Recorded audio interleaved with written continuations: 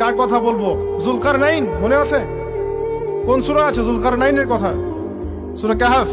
আল্লাহ পাক তাকে এমন রহমত করেছিলেন যে মাশরিক মাগরিব মানে পূর্ব পশ্চিম পর্যন্ত তাকে রাজত্ব দিয়ে দিয়েছে। আজকে তো আমরা এই সামান্য একটু ক্ষমতা পেলেই আমাদের কেউ চেনে না, গায়ে হাতি দেওয়া যায় না, ঠিক আছে? মানে তখন সে নিজেকে মনে করে যে সে এই পৃথিবীর সবকিছু, বাকি মানুষ আর মানুষ না। ক্ষণস্থায়ী সামান্য একটু ক্ষমতা দিয়ে দেখবেন আমাদের অবস্থা খারাপ।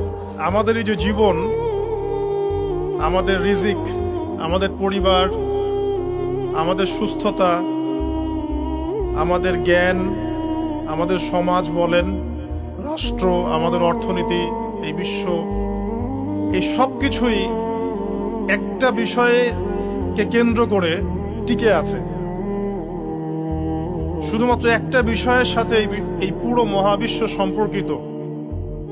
আমাদের জীবনের প্রতিটা বিষয় শুধুমাত্র এবং শুধুমাত্র আল্লাহ পাকের রহমতের উপর টিকে আছে।